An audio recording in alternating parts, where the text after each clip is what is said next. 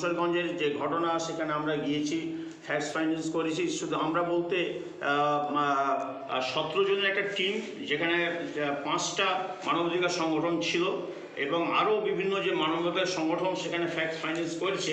তাতে আমরা দেখেছি যে যেটা প্রচার করা হচ্ছে এটা সম্পূর্ণ মিথ্যা।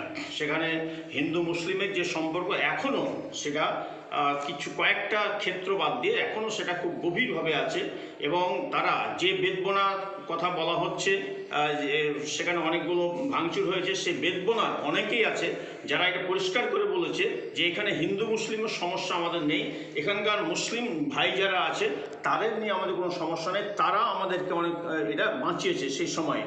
যার ফলে এই ধরনের যেটা প্রচার করা হচ্ছে সেটা সঠিক নয়। এখন ঘটনাটা কিভাবে কি ঘটলো সেটা একটা বড় যে 11 তারিখে যে ঘটনাটা ঘটেছে সেটা একটা চাপিয়ে দেওয়া হচ্ছে যে যারা ওয়াকফ নিয়ে আন্দোলন করছে তারা এই ব্যাপারটাকে ঘটিয়েছে এবং মূলত তারা ইন্ডিকেট করতে চাইছে সংখ্যালঘু সম্প্রদায়ের মানুষ এই করেছে। কিন্তু আমরা সেই জিনিসটা নিয়ে যখন আমরা তদন্ত করেছি, ফ্যাক্ট ফাইন্ডিংস করেছি, তাতে দেখা গেছে যে বিষয়টা তা নয়। সেখানে যে রাজনৈতিক মদত রয়েছে এবং সাম্প্রদায়িকতার মদতের পেছন থেকে এটাকে করা হয়েছে। এবং আমরা জানি যে বেদবোনার যে ঘটনাটা, যেটা হিন্দু প্রধান এলাকা, এবং জাফরাবাদ যেটা হিন্দু প্রধান এলাকা, সেখানে দেখা গেছে যে সেখানে দীর্ঘ 4 ঘন্টার বেশি সময় ধরে সেখানে ভাঙচুর বা অত্যাচারগুলো হয়েছে। যে ঘটনা ঘটেছে দীর্ঘ 4 ঘন্টারও বেশি। এখানে তারা প্রত্যেকেই বলেছে যে আমরা থানাতে ফোন করছি, বারবার ফোন করছি, অথচ থানা আমাদেরকে মানে সঠিকভাবে কোনো রেসপন্স করেনি এবং তারা সেখানে সঠিকভাবে আসেও নি। তো এই যে পুলিশ যেখানে 3 কিলোমিটার দূরত্ব, সেই 3 কিলোমিটার দূরত্ব থেকে, এবং এসডিপিওর অফিস যদি দেখি তাহলে পরে সেটা মাত্র 1 কিলোমিটার দূরত্বে, এই সামান্য দূরত্ব থেকে সেখানে যদি পুলিশ হস্তক্ষেপ করতো তাহলে পরে এটা কিন্তু কোনো ঘটতে পারতো না, এটা মানে অঙ্কুরে বিনষ্ট করে দেওয়া যেত। কিন্তু পুলিশ আমাদের মতো পুলিশ এটা সচেতনভাবে এটা করেছে। কেন করেছে এই জিনিসটা আমাদের খুঁজে বের করা দরকার রয়েছে। পাশাপাশি যদি দেখি যে 11 তারিখে যে ঘটনা ঘটেছে তাকে কেন্দ্র করে যে ঘোষপাড়াতে যে কিছু অশান্তি ঘটেছে, সেখানে লুটপাটের ঘটনা ঘটেছে এবং তারপরের দিন সকালেও ঘটেছে। সকাল মানে 8টার দিক থেকে, সোয়া 7টার দিক থেকেই বলা যায়, এবং সেটা যত বেলা হয়েছে তত সেখানে লুটপাটগুলো হয়েছে। সেখানে কিন্তু একচেটিয়াভাবে বলা যায় মুসলিম যারা দোকান ছিল সেই সমস্ত দোকানগুলোকে লুটপাট করা হয়েছে, পুড়িয়ে ফেলা হয়েছে, সমস্ত ভাঙচুর করা হয়েছে, করা হয়েছে। এবং সেখানে হচ্ছে থানা থেকে মাত্র 300 কিলোমিটার। তো একদিকে যেমন 300 মিটার, তো একদিকে যে দেখছি যে থানা যেমন বেদবোনা জাফরাবাদে যাচ্ছে না, দীর্ঘ 4 ঘন্টা ধরে সেখানে চলছে। তারপরে এখানে আমরা দেখতে পাচ্ছি 300 মিটার দূরত্বের যে শিব মন্দির এলাকা বা ঘোষপাড়া, সেখানেও পুলিশ সেখানে করছে, পুলিশ বরং মদত দিয়েছে। আমরা যেটা করেছি সেখানে স্থানীয়ভাবে যেটা আমরা পেরেছি, পুলিশের মদত দিয়েছে।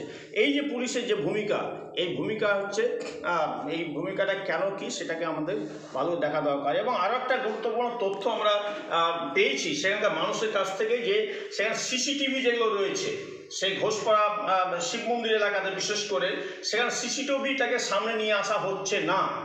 কেন হচ্ছে না এই বিষয়টা কিন্তু খুব গুরুত্বপূর্ণ। আর এই সমস্ত বিষয়গুলো যদি আমরা সামনে নিয়ে আসি তাহলে কিন্তু ব্যাপারটা পরিষ্কার হয়ে যাবে।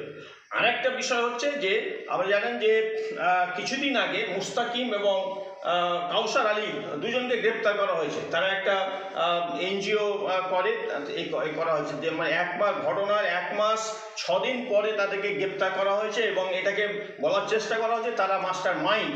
কিন্তু আমরা সেখানে তথ্য নিয়ে দেখেছি যে এই মুস্তাকিম বা এই কাউসার এবং আরও তাদের যে এনজিও এবং তার আরও 2-3টে এনজিও মিলে তারা 8 তারিখে, মানে 11 তারিখে যে ঘটনা বলা হচ্ছে সেই 11 তারিখের আগে 8 তারিখে সেখানে একটা নিয়ে প্রতিবাদ সভা হয়, ওয়াকফ নিয়ে প্রতিবাদ সভা হয়, এবং সে প্রতিবাদটা সর্বতোভাবে সাফল্যমণ্ডিত হয়েছে, ব্যাপক লোক হয়েছিল। এবং সেখানে সম্পন্ন হওয়ার পর পুলিশ, সেখানকার যে শামশেরগঞ্জের থানার পুলিশ এবং আরও উচ্চ আধিকারিক যারা সেখানে ছিল, তারা সেটাকে নিয়ে খুব সন্তুষ্ট প্রকাশ করেছে এবং তাদের সঙ্গে তার ছবি তুলেছে, চা খেয়েছে, এই সমস্তগুলো রয়েছে।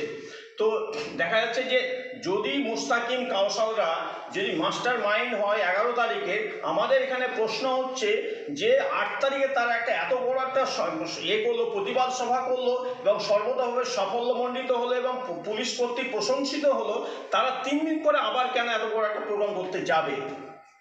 এবং দেখা গেছে যে তাদের সঙ্গে পুলিশের সঙ্গে সবসময় যোগাযোগ ছিল, পুলিশকে সর্বতভাবে সহযোগিতা করেছে, তার ভিডিও রয়েছে। তার যদি ভিডিওগুলো দেখা যায়, সিসিটিভিগুলো খুলে দেখা যায় থানার সঙ্গে তার কি সম্পর্ক, থানাতে তার ঘন ঘন যাতায়াত ছিল, এবং মোবাইলে যদি কল লিস্ট বের করা হয় তাহলে পরে এখানে পরিষ্কার হয়ে যাবে। কিন্তু এই সমস্ত বিষয়গুলোর দিকে কিন্তু যাচ্ছে না বলে আমরা আমাদের করছি। আমরা এখানে আর একটা বিষয় আমাদের এখানে আরও রয়েছে, তার বলবে। আমি এখানে একটা বিষয় করতে চাইছি যে যারা অভিযোগ করেছে, যারা ভিকটিম, তাদের পক্ষ থেকে যে অভিযোগ করা হয়েছে, সেই অভিযোগগুলো অনেক সময় তারা এতটা মিথ্যা করেছে যে সেটা ভাবা যায় না। কি বলেছে আমি কয়েকটা মাত্র দৃষ্টান্ত দিচ্ছি। অজস্র তারা এইগুলো করেছে, একটা মানে প্রিন্টেড একটা এর মধ্যে দিয়ে তারা এই করেছে। এখানে দেখছে যে অঞ্জনা মণ্ডল অভিযোগ দায়ের করছে। অঞ্জনা মণ্ডল হচ্ছে একজন মহিলা, সে অভিযোগ দায়ের করছে, বলছে সন অফ জিতেন মণ্ডল। অঞ্জনা মণ্ডল মহিলা, সে সন অফ জিতেন মণ্ডল কী করে হতে পারে? এটা গুরুত্বপূর্ণ প্রশ্ন। দ্বিতীয়ত হচ্ছে যে my wife run me and narrated that my house has been totally burned by the Muslim hooligans. এখানে আছে যে ওখানে আমরা গিয়েছি, তারা বলেছে যারা এসলো তারা মুখ ঢাকা ছিল, তাদেরকে আমরা চিনতে পারিনি। কিন্তু এখানে যখন দেখছি তার কিছু, তারা যাদেরকে শিক্ষা পড়ে করা হচ্ছে তারা সেখানে করছে। এবং আর একটা বিষয় হচ্ছে যে তারা বলছে যে অল জুয়েলারিজ আর অ্যান্ড 30,000 ক্যাশ রুপিস এটা লুটেড বলছে। এবং এটা বলছে না, এটা যে এখানে মানে অনেকগুলো আছে, সবগুলো তো একই কথা বলছে যে all jewelleries and 30,000 rupees are looted by the hooligans. তো এইটা কি করে হতে পারে? আমি আর দু একটা আমি পড়ছি, সময়ের একটা হচ্ছে। সপ্তমী মণ্ডল একজন মহিলা, তিনি অভিযোগ করছেন সন অফ জয়প্রকাশ মণ্ডল বলে। তিনি কি করে সন অফ হন, পুত্র কি করে হন, এক কন্যা কি করে পুত্র হতে পারে? এবং তিনিও সেখানে ওই একই রকম বলছে যে 30,000 রুপিস তার ঘর থেকে নিয়ে গেছে, জুয়েলারি লুটেড হয়েছে। শর্মিলা প্রামাণিক এগুলো সব মহিলাদেরকে দিয়ে করানো হচ্ছে। এবং সে এখানেও বলছে সন অফ অসীম প্রামাণিক। এবং সেখানেও একই কথা বলেছে যে all jewelries and 30,000 cash rupees are looted. তো এইভাবে যদি এদিকে অর্চনা মণ্ডল আছে, আমি সবগুলো পড়ছি না, আপনারা এই 2-3টাতেই আপনারা বুঝতে পারবেন। নমিতা মণ্ডল থেকে শুরু করে অনেক আছে, সবগুলোই। এবং দু একটা কেস এমন হয়েছে যে একটা সেলুন চালায়, তো সেলুনওয়ালা বলছে যে আমার সেলুন থেকে 2 লাখ টাকা লুট হয়েছে। এটা কখনো বাস্তবসম্মত হতে পারে? একটা চাওয়ালা, একদম মোড়ে ছোট্ট চাওয়ালা, সে বলছে আমার 1 লাখ টাকা লুট হয়েছে। তো এইভাবে তারা অভিযোগ দায়ের করেছে। আমরা তো মনে করি যে এই সমস্ত অভিযোগগুলো যদি বিচারপতি ভালো করে লক্ষ্য করেন তাহলে পরে তারা এটা যে সাজানো সেটা কি করবে। আমি এই দুটো জায়গার ঘটনা একটু বলে দিই, হয়তো অন্যরা সেটাই একটু পারবে কিনা, সেই জন্য। আমি গিয়েছিলাম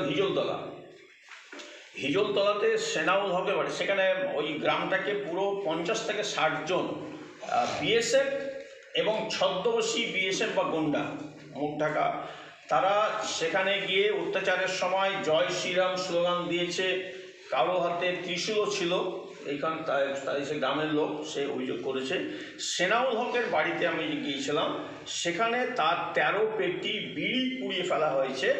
যার আমরা তো বিড়ি সম্পর্কে আইডিয়া কম, 13 পেটি বিড়ি কত হতে পারে, কিন্তু মূল্যটা যখন জানলাম তখন বুঝতে পারলাম যে সেটা অনেক। সে 3,74,400 টাকা। এত টাকার বিড়ি, তার বাড়ি থেকে অত্যাচার, প্রবল অত্যাচার হয়েছে। একজনকে তো মেরে ফেলা মানে হয়ে গেছিল। সে একটা মোটরসাইকেল পুড়িয়ে জ্বলছে, তার উপর তাকে ফেলতে যাওয়া হয়েছিল, সে কোনোরকম দড়িয়ে পালিয়ে গিয়ে বেঁচে যায়। সেখানে 5 জনকে ধরে নিয়ে যাওয়া হয়েছে। সেই বাড়ির যে সেনাউল হকের যে স্ত্রী পলি খাতুন, তিনি বলছেন যে এত অত্যাচার করছে, আমি সহ্য না করতে গিয়ে আমি যখন যাচ্ছি তখন আমাকে মারার জন্য বিএসএফ বা ওই গুন্ডারা এগিয়ে আসে, এমনকি আমাকে এত অশ্লীলভাবে গালি দেয়, এত অশ্লীলভাবে আমি আমার স্বামীকেও বলতে পারবো না। তো এখন আমাদের এই পশ্চিমবঙ্গে যে মুখ্যমন্ত্রী, মহিলা মুখ্যমন্ত্রী রয়েছেন, যার এইখানে শুধু ওইখানে নয়, কামার থেকে শুরু করে রতনপুর থেকে শুরু করে হাউসনগর থেকে শুরু করে হাতিচিত্রা থেকে শুরু করে সর্বত্র যেভাবে বাড়ি বাড়ি গিয়ে সেই বিএসএফ বাহিনী এবং গুন্ডা বাহিনী তারা যেভাবে মেয়েদের অত্যাচার করেছে, বাড়িতে আতঙ্ক সৃষ্টি করেছে, সেটা আমরা কখনো আশা করতে পারি না। এবং সেখানে যে টর্চার করছে সেটা অত্যন্ত, সেই এই বাড়ি থেকে আর কি করেছে যে 8.5 ভরি আমাকে খুব মানে কাঁদতে কাঁদতে বলেছে, মানে তার কান্না চলে আসছে যে আমার একমাত্র মেয়ের বিয়ের জন্য আমি প্রিপারেশন নিয়ে 8.5 ভরি আমি সোনা, তাদের অবস্থা ভালো, সেইভাবে প্রিপারেশন নিয়ে 8.5 ভরি সোনা সেখানে তার বাড়ির ছাদের উপরে গিয়ে আলমারি ভেঙে সেখান থেকে তারা লুট করে বেরিয়ে নিয়ে এসছে। তার ক্যাশে 86,000 টাকা ছিল, সে তার একজন পাওনাদার আসবে তাকে দেওয়ার জন্য, সে কিছুক্ষণ আগে এসে তার ডয়ারে রেখেছে, আর তারা সেই সময়তে গিয়ে তার সেই ডয়ার ভেঙে ওটা নিয়েছে, নিয়ে তারপর সেটা আগুন লাগিয়ে দিয়েছে। তো এইভাবে দেখা যাচ্ছে যে বাড়িতে ভাঙচুর, এই মানে ফ্যান ভাঙচুর, টিভি সব এইভাবে ভাঙচুরগুলো করেছে। আর একটা আপনি যে শাহজাহান শেখ 12 নম্বর ওয়ার্ডের কাঞ্চনতলা কামাদের বাসিন্দা, এবং সেখানে পুলিশের এসআই, তারা এটা বলছে পুলিশের এসআই প্রভাস ঘোষের নেতৃত্বে সেখানে বিএসএফ ছদ্মবেশী বিএসএফ নাকি সেখানে গিয়ে তারা এই সেই বাড়িতে তাণ্ডব চালায়, ভাঙচুর চালায়, 2টো মোটরসাইকেল ভেঙে ফেলে, ফ্যান আসবাবপত্র ভেঙে, বিড়ি যতগুলো ছিল সেগুলোকে সব নষ্ট করে দিয়ে ভাঙচুর করেছে। এবং সেখানকার মিলন শেখ, তার একটা ভাইপো আছে, সে মিলন শেখকে ধরে নিয়ে গেছে। এইভাবে তারা এখানেই করেছে। এখন কথা হচ্ছে যে কারা এটা করলো। একটা গ্রামে, আমার পাশে গ্রামে অত্যাচার পুলিশ বলছে, কিছুক্ষণ আগে আমার এক ভাই জিজ্ঞেস করলো যে আপনারা বিএসএফ কিভাবে চিনলেন নকল বা আসল। তো আমরা অনেক দিন থেকে দেখে এসেছি, আমরা পুলিশ প্রশাসন, বিএসএফ, সিএসএফ, আমরা তাদের পাশে আমরা বড় হয়েছি, আমরা দেখে এসেছি। তো আমরা জীবনে আমরা এতদিন হলো, আমাদের বয়স আমাদের 40 বছর হয়ে গেল, তো আমরা দেখিনি যে পুলিশ প্রশাসন যে আসামি গ্রেপ্তার করতে যেয়ে স্ল্যাব দিয়ে গাছ দিয়ে আসামি ধরতে যায়, আমরা জীবনে দেখিনি। আর আসামি ধরতে গেছে, গাছ দিয়ে চেপেছে, স্ল্যাব দিয়ে চেপেছে, আবার চেপে সিঁড়ির গেট ভেঙে ঢুকেছে, কাউরির বাউন্ডারি করা আছে বাড়িতে, তার বাউন্ডারির টপকে যে ঢুকেছে, বাড়ির গেটের তালা ভেঙেছে, ঘরের তালা ভেঙেছে, মেয়েদের অত্যাচার নির্যাতন করেছে। ঘুমানো অবস্থাতে মেয়েরা তো থাকে গরমের সময়তে, কিভাবে আপনারা সবাই জানেন, তার অবস্থাতে মেয়েদের ওন্না, বুকের ওন্না ধরে ধরে টেনে গাল দিয়েছে, অতিরিক্ত গাল। ওইটা স্বামীরা ওরে ভাবে গাল দেয়নি আমাদেরকে, এই পুলিশ প্রশাসন এভাবে গাল দিয়েছে। তা আমরা ওইখানে জানতে পারছি যে বিএসএফ আর সিএসএফ ওরা স্যান্ডেল পরে আছে, জুতো পরে যাবে। সিএসএফ এর জুতো আছে, জুতো পরে যাবে, তো জুতো পরে নাই, স্যান্ডেল পরে আছে। ওদের ড্রেস আছে, সিএসএফ এর ড্রেস আছে, ওদের ড্রেস নাই, হাফ প্যান্ট পরে আছে, আর হাফ হাতের ডিস্কো পরে আছে। আমরা নিজে চোখে দেখেছি। বাড়ির পাশে আমাদের গ্রামের ছেলেরাকে যে মেরেছে, একটাকে মেরে একবারে ওর শ্বাস চলছিল না, ফেলে রেখে গেছে, ওর পিঠের দিক দেখা যাচ্ছে না, আমাদের 2 চোখ দিয়ে অস্ত্র চলছে। যে এইভাবে কোনোদিন আমরা দেখিনি যে বিএসএফ অত্যাচার করে বা পুলিশে অত্যাচার করে, যতই জুলুম হোক, যতই মেয়ের পিঠ হোক, দাঙ্গা হোক, কোনোদিন আমরা দেখিনি চোখে 2 চোখে। তো যেভাবে যে অত্যাচারগুলো করছে, দিনের পর করেই যাচ্ছে, তো দিনের পর বেড়েই যাচ্ছে, কমছে না। আমরা ভয়ে ঘুমাতে পারছিলাম না। একটা গেটে 4টা 5টা করে তালা মেরেছি, আমি নিজে তালা মেরেছি, বিএসএফ এর অত্যাচারের, পুলিশের অত্যাচারের ভয়। যে পুলিশ প্রশাসন যে করছে, বাড়িতে ঘুমাতে পারিনি, বাড়ি ছেড়ে চলে গেছি। বাড়ি ছাড়ার পরে আমাদের বাড়িতে ডাকাতদের মতো করে কিডন্যাপ করে বাড়ি থেকে 50,000 টাকা, 1.5 ভরি, 1.25 ভরি সোনা, কোনো কিছু রাখেনি আমার বাড়িতে। তাদের বিরুদ্ধে কোনো থানায় অভিযোগ করেছেন? অভিযোগ করেছি, কোনো আমরা পুলিশ প্রশাসনের কাছ থেকে আমরা কোনো কিছু পাইনি। অভিযোগের কপিটা আছে? আমি এখানে আনিনি, বাড়িতে আছে। আপনার নাম? আমার নাম সারিফুন্নেসা। আপনার ঠিক। অর্থাৎ এখান থেকে প্রমাণ হচ্ছে যে এই এফআইআরগুলো একটা নির্দিষ্ট সময়ে নির্দিষ্ট পদ্ধতিতে কিছু লোক সাজিয়ে লিখে রেখেছিল, শুধু নাম বসিয়েছে আর পুলিশকে দিয়েছে। তো পুলিশের যে আধিকারিক ছিলেন যে এফআইআরগুলো গ্রহণ করেছেন, সে কি মদ খেয়ে টোল হয়েছিলেন নাকি দেখেননি নাকি ইচ্ছাকৃত, এটা একটা প্রশ্ন। তাই আমরা বিচার বিভাগের আমাদের কাছে 300খানা কপি তুলেছি, প্রায় 80% একই বক্তব্য এবং তার 80%ই মহিলা আবেদনকারী এবং প্রত্যেকেই বলছেন আমার ওয়াইফ আমাকে নিয়ে গেছে। বুঝতে পারছেন তাহলে কত দুরম্বরী কারবার এই এফআইআরগুলো, উনি এগুলো আপনাদেরকে বলতে চেয়েছেন। মিডিয়ার একটা বড় অংশ, যাদেরকে আমরা গদি মিডিয়া বলি, তারা এই শামশেরগঞ্জের ঘটনাকে পুরোপুরি পরিকল্পিতভাবে ইচ্ছাকৃতভাবে ষড়যন্ত্র করে মিথ্যা প্রচার করছে, যাতে করে মুর্শিদাবাদের মানুষের একটা দুর্নাম হয় স্থায়ীভাবে। শামশেরগঞ্জের ঘটনার পরে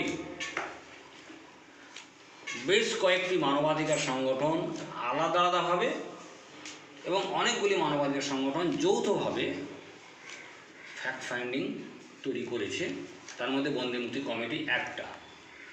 সমস্ত মানবাধিকার সংগঠনের রিপোর্টের মধ্যে এমন কিছু বিষয় আছে যেগুলো সবার ক্ষেত্রে কমন আছে, কমন ফাইন্ডিংস ধরা পড়েছে। তার মধ্যে একটা হচ্ছে এই যে শামশেরগঞ্জের ঘটনা কোনোভাবে কোনো দিক দিয়ে কোনো যুক্তিতেই সাম্প্রদায়িক নয়, হিন্দু মুসলমানের নয়, সেটা ছিল পুরোপুরি রাজনৈতিক। দ্বিতীয়ত যে ফাইন্ডিংস ধরা পড়েছে সেটা হচ্ছে এই, মুর্শিদাবাদ জেলায় বিজেপি এবং বিজেপির সাথে যাদেরকে আমরা বলি সংঘ পরিবার বা আরএসএস, তাদের একটা দীর্ঘ পরিকল্পনা আছে যে মুর্শিদাবাদে কীভাবে একটা বড় রকমের সাম্প্রদায়িক দাঙ্গা লাগানো যায়, যাতে আগামী 26শে যে বিধানসভা নির্বাচন, সেই নির্বাচনে হিন্দু মুসলমানের মেরুকরণ ঘটানো যায়। সেই সুযোগ তারা বারবার খুঁজেছে, কিন্তু মুর্শিদাবাদের মানুষ সেটাকে বারবার বানচাল করে দিতে পেরেছেন এবং শামশেরগঞ্জে তাই সেই চেষ্টা করেছিলেন, কিছুটা পেরেছেন, কিছুটা তারা সফল হয়েছে। ফলে শামশেরগঞ্জের ঘটনাটা হচ্ছে আরএসএস বিজেপির পূর্ব পরিকল্পিত একটা ষড়যন্ত্র, একটা ছক করে তারা এটা ঘটনা ঘটিয়েছে। এখন অনেক কথা আপনারা জানেন, শুনেছেন, যে বিষয়টি নিয়ে আজকে আমরা বন্দিমুক্তি কমিটির পক্ষ থেকে প্রেস কনফারেন্স করছি, আপনাদেরকে ডেকেছি। তার মূলত 3টে মূল দাবি আমি আপনাদের সামনে বলছি, সেইটাকে নিয়েই বন্দিমুক্তি কমিটি আমরা সামনের দিকে এগোতে চাই। প্রথম হচ্ছে যে যখন ঘটনা ঘটে 11 তারিখ এবং 12 তারিখ, ওই এলাকার সমস্ত জনসাধারণ বারবার অভিযোগ করেছেন সমস্ত মিডিয়ার কাছে, সমস্ত পুলিশ প্রশাসনের কাছে এবং সমস্ত রাজনৈতিক দলের নেতাদের কাছে, যে আমাদের কাছে এসে যারা গুলি মেরেছে, রাতের অন্ধকারে যারা আমাদের বাড়িতে জোর করে বাড়িঘর ভেঙে ঢুকেছে, যারা মহিলাদের গালিগালাজ করেছে, মহিলাদের গায়ে হাত তুলেছে, তাদের একটা অংশ বিএসএফের মতো দেখতে, কিন্তু তারা বিএসএফ নয়, তারা আরএসএসের গুন্ডা। এই ছিল তাদের অভিযোগ। আজকে আমরা এই অভিযোগটাকে সামনে রেখে বন্দিমুক্তি কমিটি জোরালোভাবে দাবি করছি রাজ্য সরকারের কাছে যে এই যে অভিযোগ, যে শামশেরগঞ্জে বিজেপির পোশাকে বা কেন্দ্রীয় বাহিনীর পোশাকে আরএসএসের বাহিনী এসে গুলি চালিয়েছে, লুটপাট করেছে, ভাঙচুর করেছে, মহিলাদের উপরে নির্যাতন করেছে, গুলি চালিয়েছে, তাদের যথাযথ গুরুত্ব দিয়ে নিরপেক্ষভাবে তদন্ত করতে হবে, বিচার করতে হবে। দ্বিতীয় অভিযোগ যেটা, এবং এই অভিযোগটাকে আমরা মনে করছি 100% সত্য, আমাদের হাতে সে তথ্য আছে, ইতিমধ্যে আপনারা শুনলেন, যে এখন পর্যন্ত প্রায় পৌনে 400খানা এফআইআর হয়েছে। সেই এফআইআরগুলো অধিকাংশটাই ফলস এবং এই এফআইআরের ভিত্তিতে প্রায় 5,500 মানুষের নাম আছে, তার মধ্যে 550-র বেশি মানুষকে গ্রেপ্তার করা হয়েছে। এফআইআর যখন ফলস, তাহলে এই 550 মানুষকে গ্রেপ্তার করা হয়েছে, তার অধিকাংশটাই ফলস। আমরা জোরালোভাবে দাবি তুলছি রাজ্য সরকারের কাছে, বিচার বিভাগের কাছে এবং সংশ্লিষ্ট সমস্ত দপ্তরের কাছে যে এই ফলস এফআইআরগুলোকে বাতিল করতে হবে এবং যে এফআইআরগুলো বাতিল হবে তাদের সাথে সংশ্লিষ্ট গ্রেপ্তারকৃত ব্যক্তিদেরকে অবিলম্বে মুক্তি দিতে হবে। বাতিল কেন, ফলস কেন বলছি সেটা আপনারা শুনলেন যে 300-র বেশি এফআইআরের বয়ান এক, সবগুলো ডিটিপি করা, সবগুলোর অভিযোগকারিনী হচ্ছে নামে মহিলা, তারা বলছে নামে মহিলা আবার কারোর সন্তান। মহিলা বলছেন যে আমার স্ত্রী আমাকে টেনে নিয়ে গেলেন, মানে একজন মহিলা বলছেন যে আমার স্ত্রী আমাকে টেনে নিয়ে গেলেন, মানে মহিলার স্বামী হচ্ছে মহিলা। এবং আরও দুটো তথ্য বলছে যে প্রায় 300 এফআইআরে বক্তব্য হচ্ছে যে 30,000 টাকা গুন্ডারা লুটপাট করে নিয়ে গেছে। এই 30,000 টাকা সমস্ত বাড়িতে 30,000 টাকা ছিল এবং বলছে যে আমাদের সমস্ত গয়না, এই 30,000 টাকা এবং সমস্ত গয়না, এই দুটো কথা, দুটো শব্দ প্রায় 300-র বেশি এফআইআরে আছে। এবং আরও এই সমস্ত এফআইআর কপি আমরা কলকাতা উচ্চ আদালতের একজন বিশিষ্ট আইনজীবীকে দিয়ে পরীক্ষা করিয়েছি। তারও যে অবজারভেশন সেটা হচ্ছে এইগুলো সব ফলস এফআইআর। এই এফআইআর ফলসদের বিরুদ্ধেও আমরা আইনগত কী ব্যবস্থা নেওয়া যায় সেই চেষ্টা করছি। 3 নম্বর আমাদের যে মূল দাবি এখন আছে সেটা হচ্ছে এই জেলায় কলকাতা হাইকোর্টের নির্দেশে এখনও 31শে জুলাই পর্যন্ত যে সেন্ট্রাল বাহিনী থাকার কথা আছে সেটাকেও আবার হাইকোর্টকে পুনর্বিবেচনা করে এটাকে তুলে নেওয়ার জন্য অর্ডার দিতে হবে। এই দাবিটা আমরা হাইকোর্টের কাছে তুলছি। এবং এই জেলায় একটা অঘোষিত নিষেধাজ্ঞা, একটা অঘোষিত এমার্জেন্সি চালু করে রেখেছে রাজ্য সরকার, যাতে এখানে ওয়াকফ নিয়ে, শামশেরগঞ্জ নিয়ে, ওবিসি নিয়ে কোনো ধরনের কোনো মিটিং মিছিল বা প্রতিবাদ করা যাবে না। এই যে অঘোষিত এমার্জেন্সি, অঘোষিত নিষেধাজ্ঞা জারি করে রেখেছে, এটার আমরা প্রতিবাদ করছি, রাজ্য সরকারের কাছে জোরালোভাবে দাবি করছি এইটাকে তুলে নিতে হবে। কোনো কিছু বিষয়ে সরকারের পক্ষে হোক আর বিপক্ষে হোক, জনগণের গণতান্ত্রিক অধিকার আছে, তার সাংবিধানিক অধিকার আছে তার বিরুদ্ধে প্রতিবাদ করা, মিটিং মিছিল করার। এবং শেষ কথা যেটা বলবো যে সমস্ত গরিব মানুষকে এখনও গ্রেপ্তার করা হয়েছে, তারা গরিব হওয়ার কারণে উকিল দিতে পারছেন না, তাদেরকে রাজ্য সরকারের পক্ষ থেকে উকিল দেওয়ার কাজটা করতে হবে।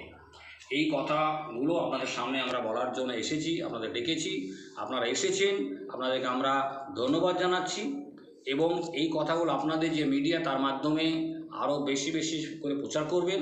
আমি দুটো কথা আবার রিপিট করছি যে কারা বিএসএফের পোশাকে গুলি চালিয়েছিল সেই অভিযোগের যথাযথ গুরুত্ব দিয়ে তদন্ত হওয়া দরকার, বিচার হওয়া দরকার। এবং যারা ফলস এফআইআর করা হয়েছে, এই ফলস এফআইআর যে সমস্ত পুলিশ আধিকারিকের মাধ্যমে হয়েছে তাদের বিরুদ্ধে আইনগত ব্যবস্থা নিতে হবে। এবং 3 নম্বর হচ্ছে যে আমাদের জেলায় এই যে অঘোষিতভাবে একটা এমার্জেন্সি চালু করে রাখা হয়েছে, কোনো কিছুর বিরুদ্ধে প্রতিবাদ করা যাবে না, সেই অবস্থা তুলে নিতে হবে। এই কথাগুলো বলার জন্যই আপনাদেরকে আমরা ডেকেছি। সেখানে রাজ্যপালকে ঘিরেও কিন্তু বিক্ষোভ দেখেছিল বিএসএফ ক্যাম্প স্থায়ী করার জন্য। তো সেই জায়গা থেকে আপনাদের দাবি হচ্ছে বিএসএফ ক্যাম্প তোলা, সেটাই আমরা জানতে চাইছি। আমাদের পরিষ্কার বক্তব্য হচ্ছে ওই এলাকার পুরো ঘটনা বিজেপির একটা ষড়যন্ত্রের ফলে ওখানে যে সমস্ত মহিলারা ফলস এফআইআর করেছে সেটা বিজেপির শেখানো ষড়যন্ত্র। যে সমস্ত মানুষ বিএসএফ চায়, বিএসএফ ক্যাম্প চায়, স্থায়ী বিএসএফ ক্যাম্প চায়, এটাও বিজেপির শেখানো ষড়যন্ত্রের অংশ। যেদিন রাজ্যপাল ওখানে যান, রাজ্যপালের বিরুদ্ধে যে মিছিল দেখা হয়েছে, বিক্ষোভ দেখানো হয়েছিল, সেটাও বিজেপির একটা পরিকল্পনা, একটা ছক ছিল। এবং সেই পরিকল্পিত বিক্ষোভ দেখানোর পরেই আবার তাদের লোককে দিয়ে এটা বলানো হয়েছিল যে আমরা এখানে বিএসএফ চাই। আমরা এই জন্য তুলে দিতে চাইছি এই যে রাজ্যের মধ্যে যে কোনো জায়গায় শান্তি শৃঙ্খলা বজায় করা রাখার দায়িত্ব রাজ্যের। ফলে কোথাও কোনো এমার্জেন্সি হলে যদি কোর্ট বলে তার হয়তো সাময়িকভাবে সেটা হয়, কিন্তু 12-13 এপ্রিলের ঘটনা, আজকে হচ্ছে এপ্রিল গেছে, মে গেছে, জুন গেছে, যে জুলাই, এতদিন পরে রাজ্যের কোনো জায়গাতে কোনো ঘটনায় কেন রাজ্যের বাইরে কেন্দ্রীয় সরকার কেন্দ্র বাহিনী থাকবে? সেই জন্য আমরা বলছি শুধু শামশেরগঞ্জে নয়, মুর্শিদাবাদে নয়, গোটা রাজ্যের কোনো জায়গাতে এমার্জেন্সি ছাড়া কোনো কেন্দ্রীয় বাহিনী থাকার দরকার নেই। রাজ্যের কোথাও শৃঙ্খলা বন্ধ হলে সে দায়িত্ব সরকারকে নিতে হবে, রাজ্য সরকার নিতে হবে। জনগণের দায়িত্ব হচ্ছে রাজ্য সরকারের বিরুদ্ধে আন্দোলন করা। সেই জায়গা থেকে আমরা বলছি। আর বারবার বলা হচ্ছে বিজেপি এবং আরএসএস, কিন্তু ওখানে দেখা যাচ্ছে বিজেপি এবং আরএসএস এর সংখ্যাগরিষ্ঠ কোনো জায়গায় নেই। এখানে যদি ভোটের রাজনীতি বুঝি আমি, তাহলে বিজেপির যদি আপনি ওখানে দেখেন যে জনপ্রতিনিধি আছে কিনা, সেখানে দেখবেন জনপ্রতিনিধি ওখানে আছে। দ্বিতীয়ত হচ্ছে যে বিজেপির বাইরে সংঘ পরিবারের যে সংগঠনগুলো আছে, যারা সরাসরি বিজেপির সাথে যুক্ত নয় কিন্তু তারা সেই কাজটা করে, সেখানে তাদের সংগঠন অত্যন্ত ভালো মজবুত আছে, বিভিন্নভাবে তারা কাজটা কর্ম করে, সেটা আছে।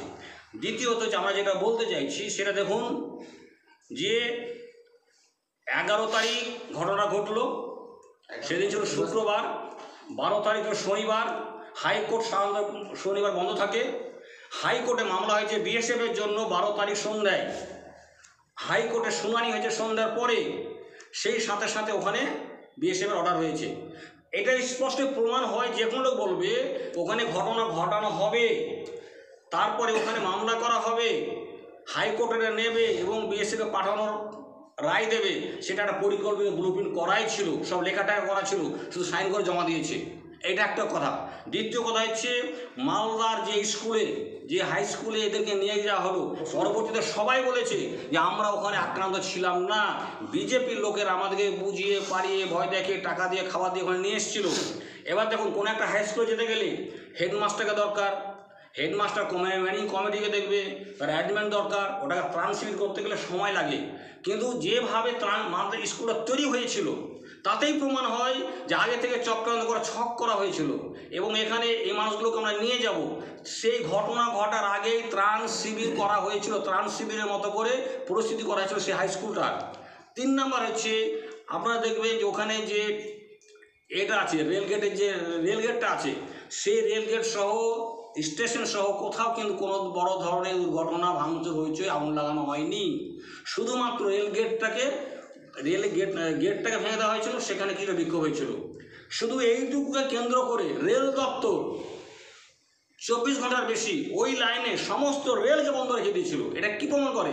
এটা প্রমাণ করে যে যারা কেন্দ্রে আছে, রেলের সাথে যাদের যোগাযোগ, তারা পরিকল্পিতভাবে রেলটা বন্ধ করতে হবে তার ছক আগে থেকে করে রেখে দিয়েছিল, তার পরবর্তী ঘটনা ঘটছে। এরকম আরও সার্কামস্ট্যান্সিয়াল যে এভিডেন্স আছে তার ভিত্তিতে বলা যায় যে এই পরিকল্পনাটা হচ্ছে বিজেপি। এবং আরও অনেক ঘটনা আছে, বেলডাঙায় ঘটনা ঘটেছে, আমাদের বহরমপুরে বইমেলায় ঘটনা ঘটেছে, অন্যান্য ঘটনায় ঘটেছে। তাতে প্রমাণ হয়েছে যে বিজেপি সবসময় চেয়েছে এই রাজ্যে একটা হিন্দু মুসলমানের ঝামেলা তৈরি করতে, কিন্তু অন্য জায়গায় তারা সফল হয়নি, শামশেরগঞ্জেও হয়নি, কিন্তু তবুও ওরা কিছুটা হয়েছে। সেই জায়গা থেকে আমাদের এই বিশ্লেষণটা এটা। ধুলিয়ানে যে আপনি যে বললেন যে বিজেপি বা পক্ষে আরএসএসের, অথচ ধুলিয়ানে আমরা দেখছি একজন সাংসদ এবং 3 জন এমএলএ শাসক দলের ওপরে বাস করছে। তা সত্ত্বেও আপনি এটা কী বলতে চাইছেন? ওখানকার যেমনকি মবের সময় যখন ঝামেলাটা হচ্ছিল, তখন দেখা যাচ্ছিল নেতৃত্ব দিতে দেখা যাচ্ছিল ওখানকার একজন পৌরসভার প্রাক্তন কাউন্সিলর, সেও ছিল, তাকেও দেখা যাচ্ছে ফুটেছে। একটা হচ্ছে যে ভোটের যে রাজনীতি, বিধানসভা এবং লোকসভা বাদ দিয়ে যদি লোকাল লেভেলে দেখা যায়, পঞ্চায়েত লেভেলে, ওই এলাকায় পঞ্চায়েত লেভেলে বিজেপির কাজ আছে কি না আছে সেটা আপনারা খুঁজে দেখবেন। আমরা তো দাবি করছি আছে, এবং বলছি এখনও বলছি আছে, বিজেপির সংগঠন আছে। দ্বিতীয় কথা হচ্ছে যে তৃণমূলের কথা বলছেন, গোটা রাজ্যব্যাপী তৃণমূলের কোনো জনপ্রতিনিধি তাদের দায় দায়িত্ব পালন করছেন না বা করতে পারছেন না। তৃণমূলে তো কোনো জনপ্রতিনিধি নেই, কোনো নেতাও নেই। লোকেরা বলে না হাসি ঠাট্টা করে যে সবাই নেতা একটাই, আর সবই মানে ল্যাম্পপোস্ট।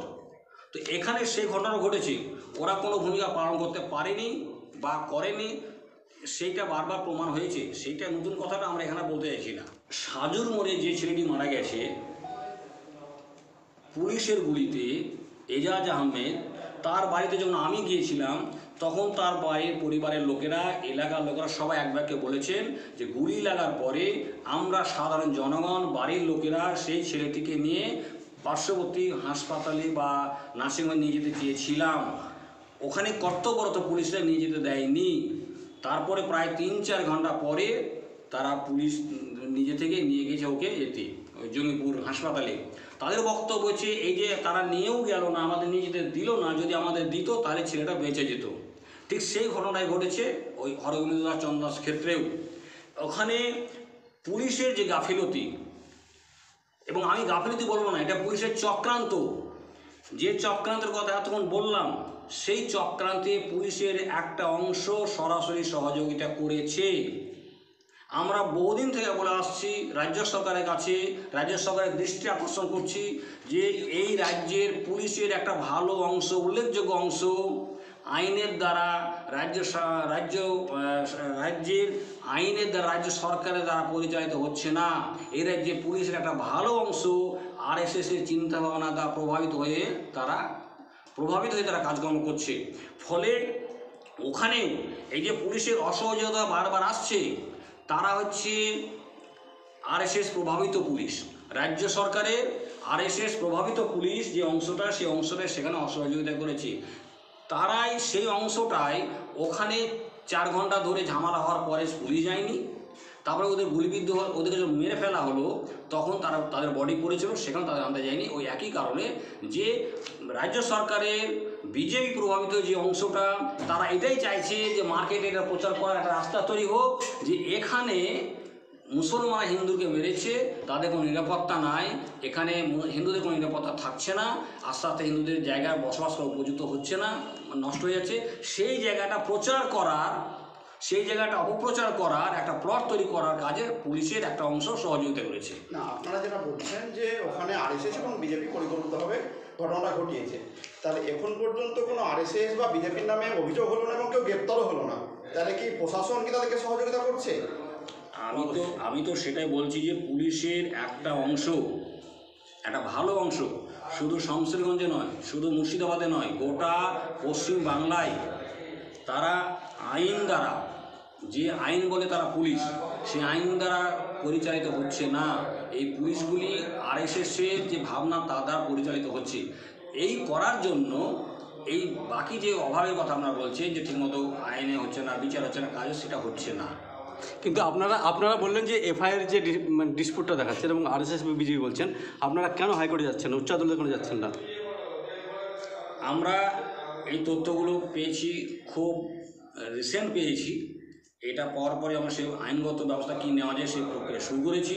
সেই প্রক্রিয়াগত মধ্যে আছে, আমরা অবশ্যই আইনগতভাবে যা যা করা দরকার আমরা সেটা করবো। একটা বিষয় সেটা হচ্ছে আপনারা বিজেপি এবং আরএসএস এর ষড়যন্ত্রের কথা তুললেন, রাজ্যের মুখ্যমন্ত্রী কিন্তু সেটা বলেছে, কিন্তু আমরা গ্রেপ্তারের ক্ষেত্রে দেখলাম শুধুমাত্র সংখ্যালঘু সমাজের বেশি মানুষ গ্রেপ্তার হয়েছে। বহিরাগত না, তারা স্থানীয়, যে 222 জন গ্রেপ্তার হয়েছে তারা স্থানীয়। তাহলে রাজ্য সরকার তাদের বিরুদ্ধে যারা ষড়যন্ত্র করে থাকে তাদের বিরুদ্ধে অ্যাকশন নিচ্ছে না কেন, কি মনে হয়? রাজ্য সরকার এবং বিজেপি বা কেন্দ্রীয় সরকার এদের মধ্যে এই রাজ্যে 26শে যে নির্বাচন, সেই নির্বাচনকে সামনে রেখে একটা মেরুকরণের যে পরিকল্পনা, সেই পরিকল্পনায় দুটো দলই, দুটো সরকারি মানে তারা গটাপ করে বোঝাপড়া করার মধ্য দিয়ে চলছে। তারা চাইছে, বিজেপি চাইছে যে এই রাজ্যের পরিস্থিতি এমন করে আমরা তৈরি করি যাতে হিন্দু সমাজের অংশ বেশিরভাগটা আমাদেরকে ভোট দেয়, এবং তৃণমূলও চাইছে যে মুসলিম সমাজের যে অংশটা আমাদের বেশিরভাগটা ভোটটা দেয়। সেই কারণে আমাদের তৃণমূল সরকার, ইভেন আমাদের মুখ্যমন্ত্রী পর্যন্ত মুখে যা যা বলেন কার্যত সেটা করেন না। কার্যত যা করেন সেটা দেখা যায় যে মুসলমান সমাজের বিরুদ্ধেই যায়। সেটা ওয়াকফ আন্দোলনের ক্ষেত্রে ঘটেছে, সংস্কারের ক্ষেত্রে ঘটেছে। এখনও পর্যন্ত মুখ্যমন্ত্রী বা রাজ্য সরকার সেই সমস্ত অফিসারের বিরুদ্ধে কোনো কার্যকরী ভূমিকা নেননি যারা এই সমস্ত যে কথাগুলো বললাম যে যারা সহযোগিতা করেছে। পুলিশের একটা অংশ ডুপ্লিকেট, এটা আমরা নিশ্চিত করছি না। আপনি তো বললেন ডুপ্লিকেট আমরা সমস্ত মানুষের অভিযোগ ছিল, সেই অভিযোগটাকে আমরা অভিযোগ হিসাবে নিচ্ছি। আমরা দাবি তুলছি সেই অভিযোগটাকে তদন্ত করে দেখা হোক। আচ্ছা, মেরুকরণের রাজনীতি বলছেন, এর আগেও তো মেরুকরণের রাজনীতি গতবার এই বিধানসভা ভোটে লোকসভা ভোটে, অধীরন চৌধুরী যেমনভাবে হেরে গেলেন, কুড়ি সুপারহাট জিতে গেলেন, সেখানে ধর্মীয় মেরুকরণ হয়েছিল। হুমায়ুন কবির এসে বলেছিলেন যে 70%, 30%। সেখানে সেই ক্ষেত্রে এখনও পর্যন্ত সেই তখন থেকেই চলছে মেরুকরণ, এখন সেই নতুন করে মেরুকরণের দিকে আছে। আমরা বন্দিমুক্তি কমিটি এটা সরাসরি ভোটের যে রাজনীতি, ইলেকট্রাল পলিটিক্স, তার মধ্যে নেই। আমরা এখানে যে বিষয়ে বলতে চাইছি, শামশেরগঞ্জের সাথে রিলেটেড হচ্ছে মেরুকরণ চলে আসছে, এবং এইটা মেরুকরণের রাজনীতিরই একটা অংশ। সেই প্রসঙ্গে মেরুকরণের কথাটা বলছি। বাকি আপনি যাদের নাম বলছেন বা যে কথাগুলো বলছেন, সেইটা আমরা মনে করি যে মেরুকরণ আগেও ছিল, এখনও হয়েছে, এবং এই আমলে মেরুকরণের কাজটা বেশি হচ্ছে, এবং সামনে 2026 নির্বাচনকে সামনে রেখে আরও বেশি বেশি করে করা হচ্ছে। এখানে একটা কথা বলি, আপনার যেটা এটা কিন্তু মেরুকরণের ছিল না। যদি আপনি আগের ভোটের যে অঙ্কটা দেখেন এবং পরের ভোটের অঙ্কটা দেখেন, তাহলে পরে যে মুসলিম যে ভোট অধীর চৌধুরী যেটা পেয়েছিল তার আগের বছরে, আগের নির্বাচনে, সেই ভোটটা কিন্তু অধীর চৌধুরীর কাছ থেকে যায়নি। সেটা হিন্দু ভোট যেটা, সেটাই ট্রান্সফার হয়েছে। মুসলিম ভোট এটাই পার্থক্য করে দিয়েছে। আপনি ভালো করে তদন্ত করে দেখলে এটা বেরিয়েছে। এই এফআইআরগুলো ফলস, অধিকাংশটাই ফলস। এফআইআর ফলস করেছেন যে অফিসার, তিনি যখন সেই এফআইআরের ভিত্তিতে মানুষকে ধরবেন, ফলস ধরা হবে, এবং তার কার্যকলাপটা কখনো নিরপেক্ষ হবে না। ঠিক এই কারণে যাদের ধরা হয়েছে তাদের অধিকাংশটাই মুসলিম। কেন? মানে সঠিক মানুষদের, সঠিক অভিযুক্তদেরকে ধরা হয়নি।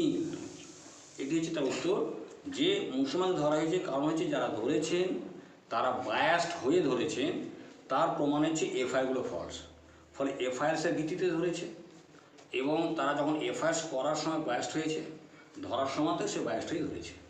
ঠিক একটা কথা বলি, যে দিকে বসছে তখন আমরা আশ্বস্ত হয়েছি। যখন বিএসএফ আসলাম আশ্বস্ত হয়েছিলাম যে এবার আমরা হবো, কিন্তু বিএসএফ আসার পর আর অত্যাচারটা বেড়ে গেল। তখন মানে নির্ভয়ে তার সেই গুন্ডা বাহিনীর সঙ্গে তারা বাড়ি গিয়ে তারা কাজটা করতে, যার ফলে দেখা যাচ্ছে যে এখানে এই সমস্তগুলো ঠিক আছে। আমি যেটা একটু দিয়ে দেন তাহলে আমাদের সুবিধা হবে। আপনি বললেন যে শামশেরগঞ্জে বিজেপি আরএসএসের উপরে মানে একটা প্ল্যান প্রোগ্রাম চলছে এবং তাদের অত্যাচার হচ্ছে। তো অ্যাকচুয়ালি আমরা যখন মুর্শিদাবাদের বাইরে যাচ্ছি রাজ্যের অন্য জায়গায়, তখন ঠিক সেইভাবে বিজেপি কর্মীদের উপর অত্যাচার করা হচ্ছে। এই বিষয়ে আপনি কী বলবেন? আবার বলুন প্রশ্নটা।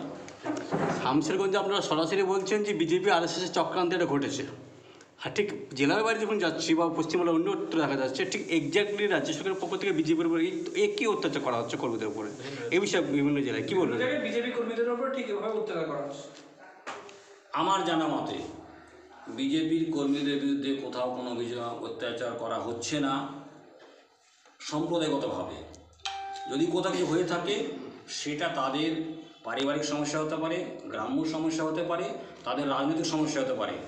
কিন্তু এখানে যেটা হয়েছে সেটা সম্প্রদায়গতভাবে মুর্শিদাবাদের মানুষকে ছোট করার জন্য এটা করা হয়েছে।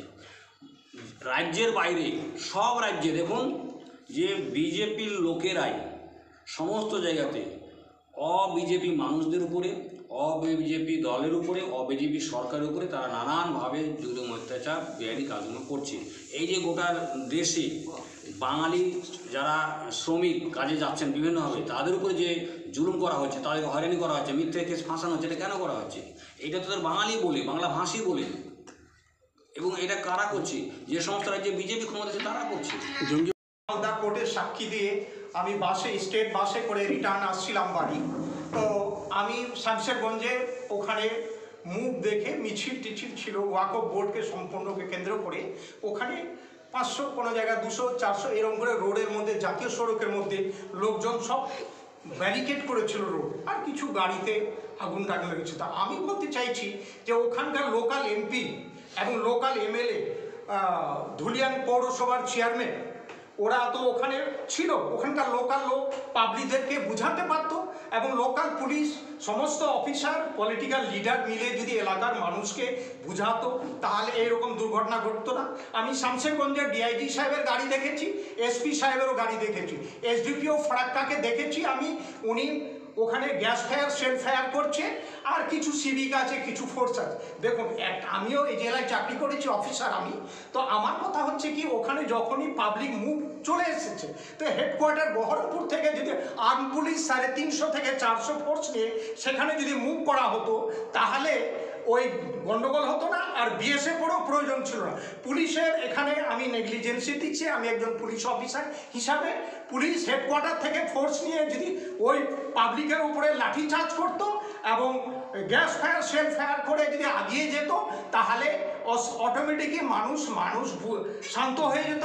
ওখানকার মানুষগুলো বেশিরভাগ অশিক্ষিত ছেলেপিলে রাস্তার মধ্যে ছিল এবং তাদের বয়স মিনিমাম 20-25 বছর বয়স ছিল, এই ধরনের লোক ছিল। তার মধ্যে একটা দুটা লিডার ছিল, কোন দলের ছিল আমি এসব কিছু বলতে পারবো না, কিন্তু আমি দেখলাম যে ওখানে পুলিশ অনেক রাত্রি 8:30 পর্যন্ত আমি রোডের মধ্যেই ছিলাম না, কোনো গাড়ি ঘোড়া পাইনি, প্রচুর সেল গ্যাস ফায়ার করেছে, তবুও পাবলিককে কন্ট্রোল করতে। ফারাক্কা এসডিপিও সন্ধ্যা 6টা-7টা বাজলো, তারপরে দেখলাম আস্তে আস্তে উনি ক্লোজ হয়ে থানার দিকে রওনা দিলেন। কিন্তু ঘটনাটা পুলিশ যদি হেডকোয়ার্টার থেকে ব্যারাকপুর থেকে ফোর্স নিয়ে এসে যদি এটা মুভ করতো তাহলে এই জায়গায় কোনো দুর্ঘটনা ঘটতো না, আর এখানে বিএসএফের কোনো প্রয়োজন ছিল না।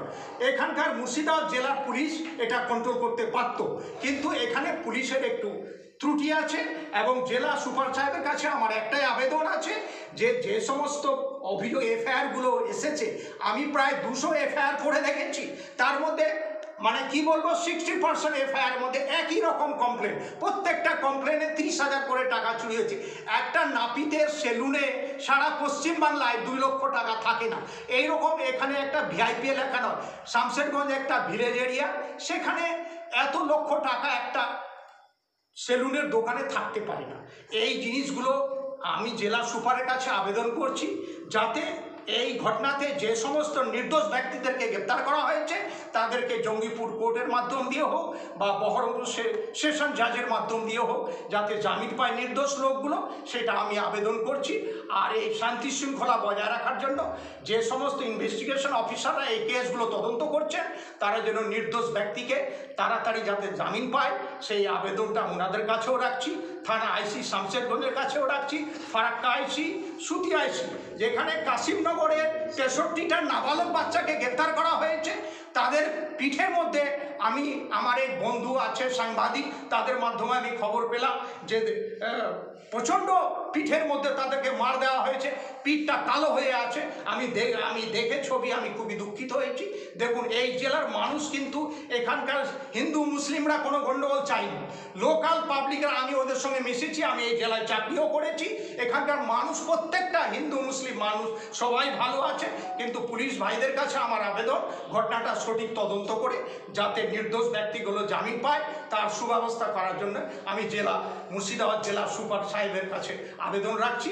আর মুর্শিদাবাদ জেলাতে শান্তি শৃঙ্খলা বজায় রাখার জন্য এটাও আমি সাহেবের কাছে আবেদন রাখছি। আর পলিটিক্যাল লিডার, ওখানকার লোকাল এমপি, লোকাল এমএলএদের কাছেও আবেদন করছি যাতে মানুষগুলো যাতে শান্তিতে জামিন পায় সেটা ব্যবস্থা করতে হবে। আর যদি ওখানকার পলিটিক্যাল লিডাররা যদি মনে করে যে আমি শুধু কংগ্রেসের লোককে ফাঁসাবো আর আমার লোককে আসামি আছে তো ওদেরকে আসামি করবো না, বের করে নেবো, এটা ঠিক নয়। এটা একটা মানবাধিকার কমিশনে এই কথাগুলো বলে না। প্রত্যেকটা মানুষই এখানকার লোকাল, সব মানুষ, সব সাংবাদিক, সব বন্ধু, আমি সবাইকে মোটামুটি এই জেলার চিনি। এই জেলার আমার সমস্ত কিছু নখদর্পণ আছে। তো কথাটা হচ্ছে দেখুন এই বিজেপি সরকারের কিছু পলিটিক্যাল লিডার আছে, তারা এই ঘটনাগুলোকে ষড়যন্ত্র করে বড় করে ফেলা করে মুর্শিদাবাদ জেলার মানুষকে বদনাম করার জন্য এই ষড়যন্ত্র করছে, কিন্তু আদৌ এসব কিছু নেই। এখানে সেরকম কোনো ঘটনা ঘটে না, এখানে সব কিছু যা হয়েছে ষড়যন্ত্রমূলক আছে। আমি পুলিশ সুপারের কাছে আবেদন করছি যাতে নির্দোষ মানুষগুলো মুক্তি পায় তার ব্যবস্থা করার জন্য আবেদন রাখছি। এই বলে আমি। আপনার নাম? আমার নাম হচ্ছে শেখ মনসুর আলী। আমি বন্দি মুক্তি কমিটির একজন সদস্য। আমি মানুষের সেবামূলক কাজ করার জন্যে আমি মানুষকে, যাতে মানুষ শান্তিতে, এই জেলার মানুষ থাকতে পারে, এমনকি সারা পশ্চিমবাংলা, সারা ভারতবর্ষের মানুষ শান্তিতে বসবাস করুক, হিন্দু মুসলিম মিলেমিশে। আমরা তো চাকরি করলাম হিন্দু মুসলিম মিলেমিশে, কোনোদিন তো আমরা দেখিনি যে কোনো অফিসার পার্সিয়ালিটি করছে। কিছু একটা হতো কোনোরকম, আজকালকার দিনে কিছু অফিসার আছে কিছু গভর্নমেন্টকে বদনাম করার জন্য, এটা একটা ষড়যন্ত্র।